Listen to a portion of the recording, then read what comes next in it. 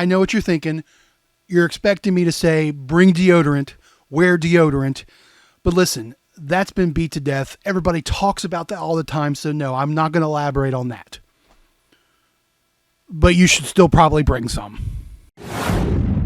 Hey guys, what's going on? This is Aaron, aka Stud Muffin Supreme. And we're going to talk about Yu-Gi-Oh today. And what I'd like to talk about is competitive play. That is the name of the game. It's a TCG trading card game.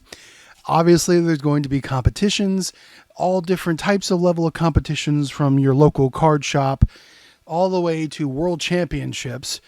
And in between is something called regional qualifiers.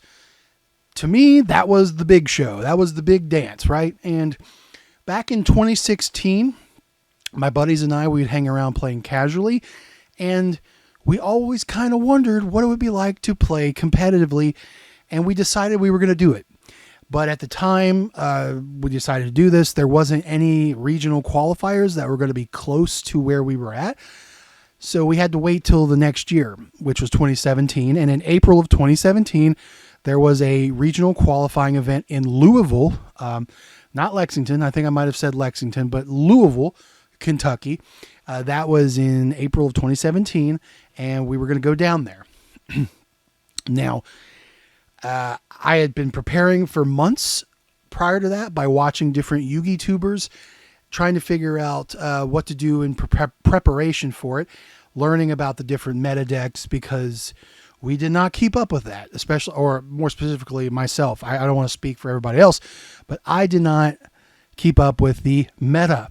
I didn't know what was popular, what was being played. I was learning the history of the different metas, and I was fascinated. But I ended up, we went to our first regional, and I was going to play Monarchs. Now, before I get into that, this is also sort of serving as things to keep in mind and consideration for first timers. If you've never been to a regional event, I thought it'd be a good idea to kind of tell you some of my tips. Yeah. So when you're going to a regional event, at least based off the experiences I went through, be prepared to get up super early in the morning. Like, no joke, we had to go down the day before, rent a hotel room. That way we could literally get up and go to the event, because it started at like 8 in the morning. Like, the actual event started. Like, you had to get there, I think, earlier than that to like pre-register. You have to go there and pre-register. You go in, you fill out a deck list with your cards so that the way the judges know that you're playing what you're playing, there's no shenanigans. You get like a Konami card. At least that's how it was when we did this. I don't know if it's still like this now, because I haven't gone to a regional since 2019. But it's almost like a little convention. It's a round robin tournament. You're playing in different rounds of Swiss, I think that's what it's called. And in between each round, you can go get food. You can go check out vendors. They have Yu-Gi-Oh card vendors. So be prepared for stuff like that.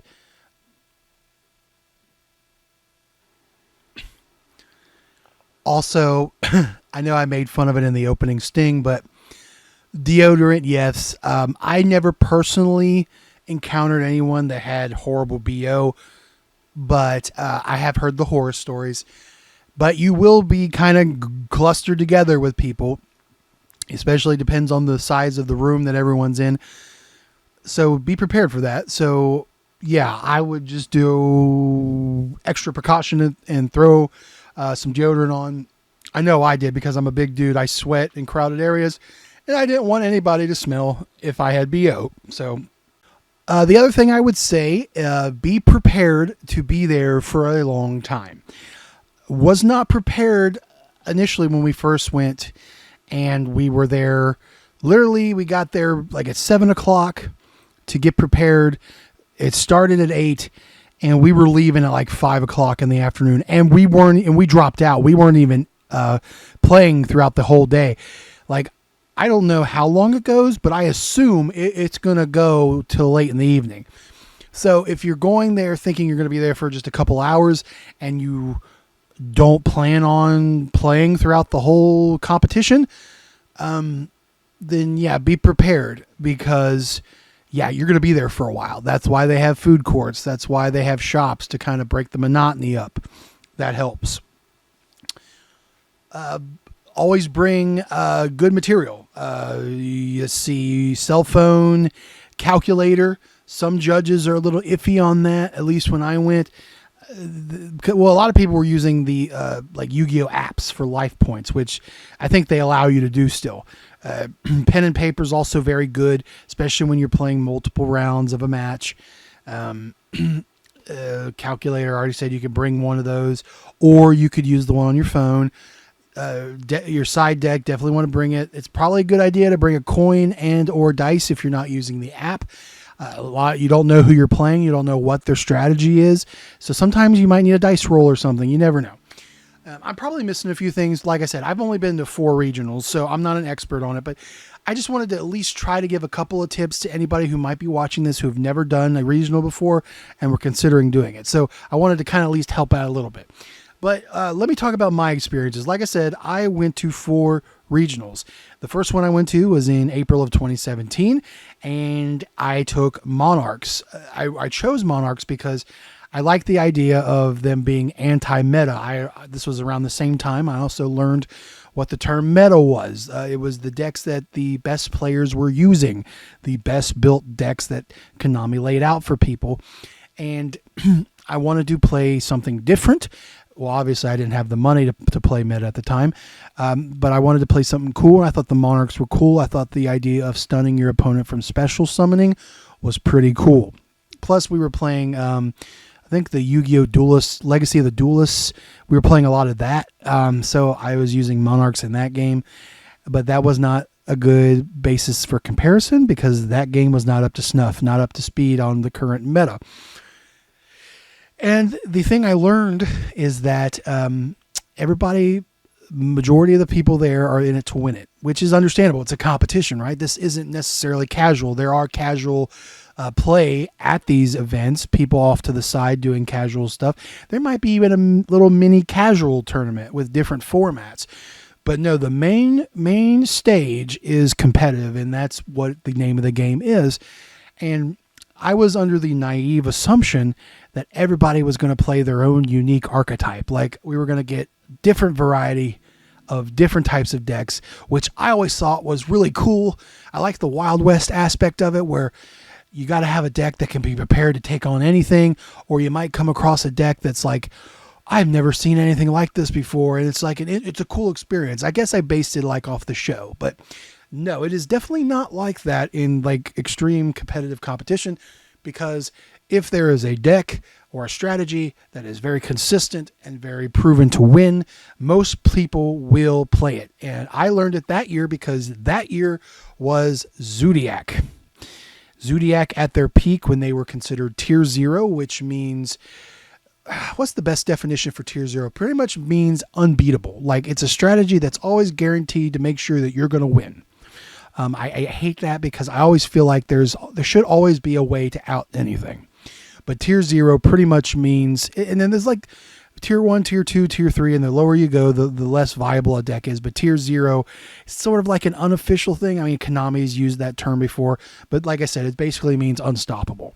And at their height, Zodiacs were pretty dominant, and they were an XYZ deck. They were primarily based on their Xyz monsters.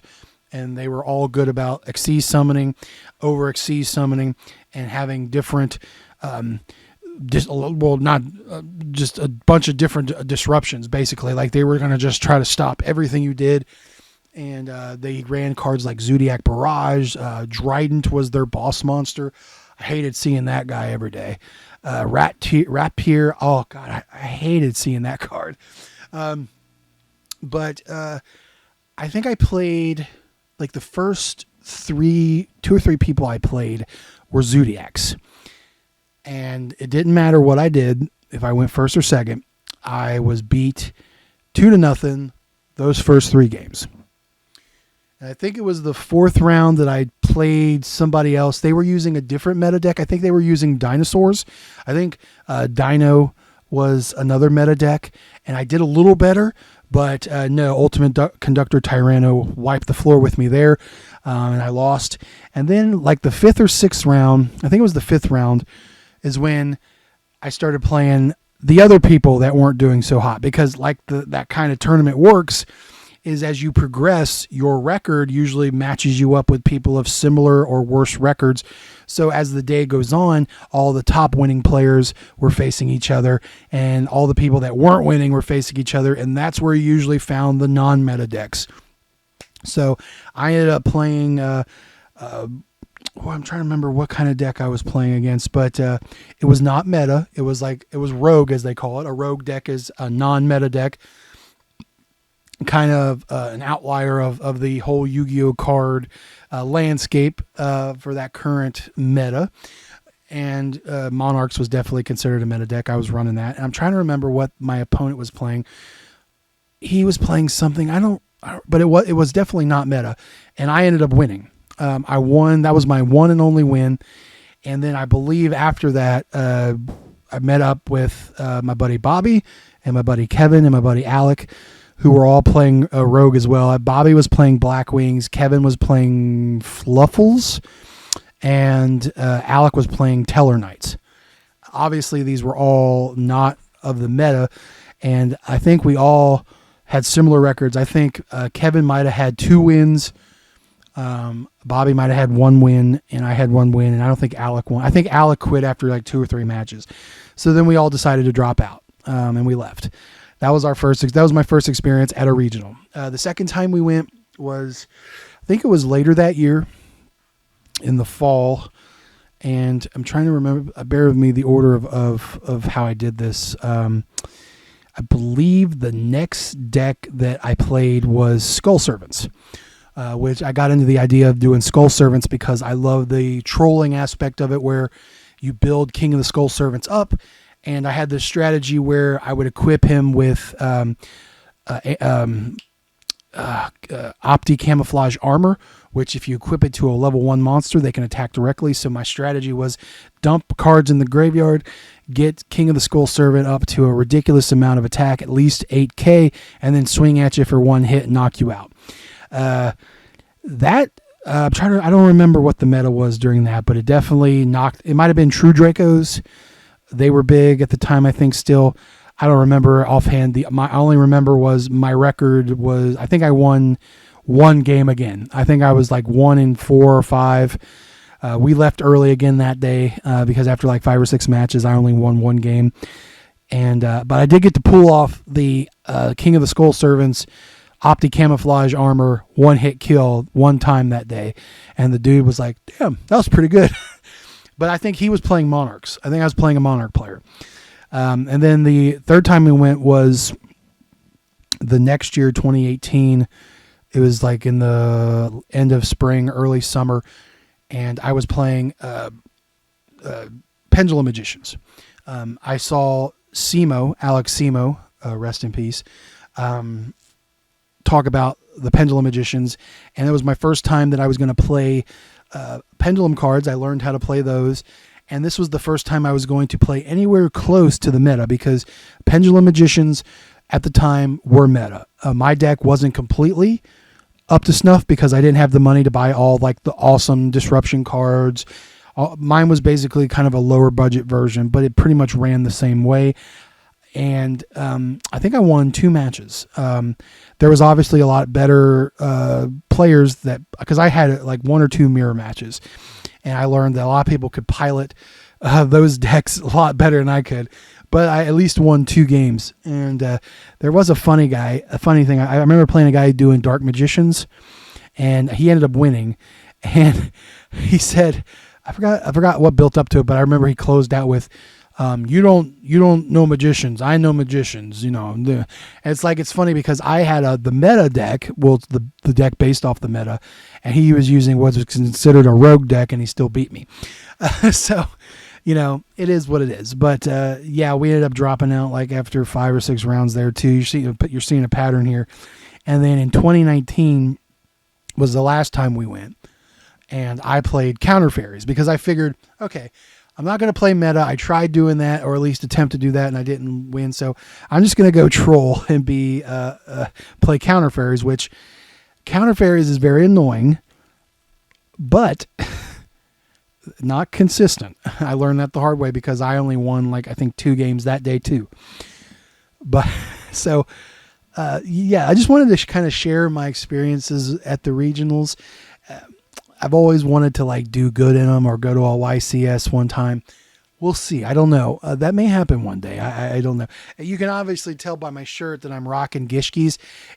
That's been my main deck throughout most of this story I've been telling you.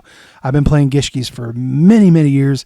And every time we would go, my buddy Kevin would be like, "Are you going to play Gishkis? That's your best deck." I'm like, "Well, it's not meta. I mean, it's a second turn deck. If I go first, I'm going to probably lose." But every other subsequent time we'd go afterwards, I'm like, "I'm going to bring Gishkis. I'm going to bring Gishkis," because I felt like I was pretty damn good at my Gishki strategy. And at the last minute, I would change it. I was like, "Nah, I'm going to play the spellcast, the Pendulum Magicians. Oh, I'm going to do the counter fairy traps. Counter fairy trap strategy. I'm going to do that." And it just it sucked. I wish I could go back and just play Gishkis, knowing that I would probably lose. At least it was the deck I knew the most about, and I knew my strategies. I knew how to do the deck, and who knows? I might have done better. I don't know. I have made a promise to myself that the next time I go to a regional, I'm going to play my Gishki deck. It'll be updated, obviously updated to what we're trying to do. The best I can do to match up with the meta. I would love just to run it just for the fun of it. But yeah, let me know in the comments some of your favorite stories from regionals. How well you did. Did you smoke the competition, or were you left at table 500? Just let me know in the comments below. I want to do more of these story times. And like, follow, and subscribe. Oh, well, that's the same thing. Like, follow, share. You know the drill, folks. I'm Aaron, a.k.a. Stud Muffin Supreme, and I'll see you next time.